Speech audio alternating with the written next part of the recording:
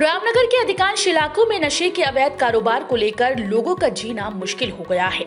नशे के इस अवैध कारोबार के कारण युवा पीढ़ी इसका शिकार हो रही है।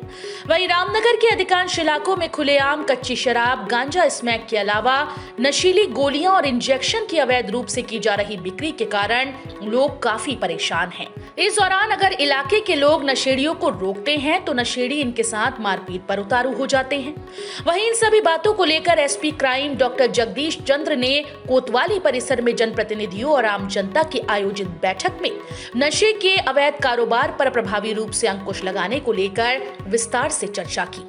वहीं बैठक में मौजूद लोगों ने पुलिस की कार्यप्रणाली पर भी कई सवाल खड़े करते हुए कहा कि रामनगर पुलिस को सब पता है कि किन इलाकों में ये अवैध कारोबार हो रहा है, लेकिन पुलिस कोई कार्रवाई नहीं करती, जिस कारण नशे का ये अवैध कारोबार घर घर में पहुंच रहा है। वहीं लोगों का ये भी आरोप था कि कई बार पुलिस को सूचना देने के बाद भी पुलिस मौके पर नहीं पहुंचती। तो वहीं जनता ने नशेड़ियों की सूचना देने वाले लोगों की भी सुरक्षा की मांग की। साथ ही लोगों का ये भी कहना था कि पुलिस नशेड़ियों को तो गिरफ्तार कर रही है, लेकिन नशे के बड़े सौदागर आज भी पुलिस की गिरफ्त से बाहर हैं। इस दौरान मामले में एसपी क्राइम डॉक्टर जगदीश चंद्र ने कहा कि नशे के अवैध कारोबार पर रोक लगाने के लिए ठोस रणनीति तैयार की जाएगी। साथ ही उन्होंने पुलिस को निर्देश दिए कि नशे का कारोबार करने वालों के खिलाफ गुंडा एक्ट और गैंगस्टर के तहत कार्रवाई की जाए और नशेड़ियों की सूचना देने वालों का नाम पूरी तरह से गोपनीय रखा जाएगा। वहीं उन्होंने कहा कि सूचना मिलने के बाद भी यदि पुलिस की ओर से कार्रवाई नहीं की गई तो संबंधित अधिकारी और कर्मचारी के खिलाफ कार्रवाई भी की जाएगी। ऐसे में उन्होंने जनता से इस पर रोक लगाने में पुलिस का सहयोग करने की अपील की। नशे के खिलाफ आम जनमानस की सहभागिता को लेकर आज कोतवाली रामनगर में इस मीटिंग का आयोजन किया गया है। इसमें आसपास के जितने प्रतिनिधिगण थे और गणमान्य व्यक्ति थे उन्होंने प्रतिभाग किया।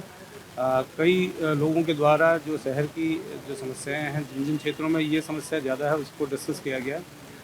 पुलिस की ओर से, पुलिस टीम की ओर के द्वारा मैंने उनको ये आश्वस्त किया है कि आने वाले समय में अभी तक जितना काम हमने चाहे एक्साइज एक्ट में किया हो, एनडीपीएस में किया हो या अन्य इस ढंग के लोगों को भेजने, गिरफ्तार करने की कार्रवाई की गई है, उसमें और अधिक हम अपनी तेजी लेके आएंगे। रामनगर में बढ़ते नशे के कारोबार पर रोक लगाने को लेकर एसपी क्राइम डॉक्टर जगदीश चंद्र ने रामनगर कोतवाली में जनप्रतिनिधियों व आम जनता की बैठक लेते हुए सभी से सुझाव लिए, जिसमें मौजूद लोगों ने पुलिस की कार्यप्रणाली पर भी कई सवाल खड़े किए। लोगों का कहना था कि आज रामनगर के इलाकों में गली गलियों में स्मैक, कच्ची शराब और गांजे सहित इंजेक्शनों का अवैध कारोबार खुलेआम चल रहा है, जिसमें युवा पीढ़ी लगातार इसकी गर्त में समा रही है। लोगों ने आरोप भी लगाया कि कई लोग पुलिस को सूचना देते हैं तो पुलिस इनकी सूचनाओं पर कोई ध्यान नहीं देती है।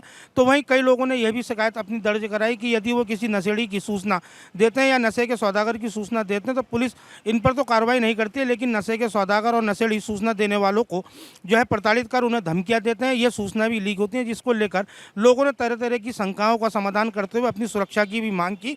तो वहीं इस मामले को गंभीरता से लेते हुए एसपी क्राइम डॉक्टर जगदीश चंद्र ने कहा है कि अब शीघ्र ही जो है नशे के अवैध कारोबार को लेकर पुलिस सख्ती करेगी। तो वहीं उन्होंने पुलिसकर्मियों को भी निर्देश दिए कि इस मामले में जो भी नशे के अवैध कारोबारी हैं उनके खिलाफ एनडीपीएस एक्ट के मुकदमा दर्ज करने के साथ ही गैंगस्टर और गुंडा एक्ट की कार्रवाई की जाए। तो वहीं उन्होंने मौजूद लोगों को आश्वासन दिया कि जो भी लोग सूचना देंगे उनका नाम गोपनीय रखा जाएगा और यदि पुलिस इस पर कोई सख्ती नहीं करती है तो संबंधित पुलिसकर्मी और अधिकारी के खिलाफ कार्रवाई भी की जाएगी। उन्होंने जनता से सहयोग की अपील भी की है। तो वहीं अब देखना है कि एसपी क्राइम की इस बैठक के क्या सार्थक परिणाम होंगे और जनता को कब तक इससे निजात मिलेगी। रामनगर से राजीव अग्रवाल के साथ कैमरामैन बंटी अरोड़ा, न्यूज़ 31 उत्तराखंड। हर खबर में होगी हमारी नजर। खबरों से जुड़ने के लिए हमारे चैनल को सब्सक्राइब करें और बेल आइकन दबाना ना भूलें।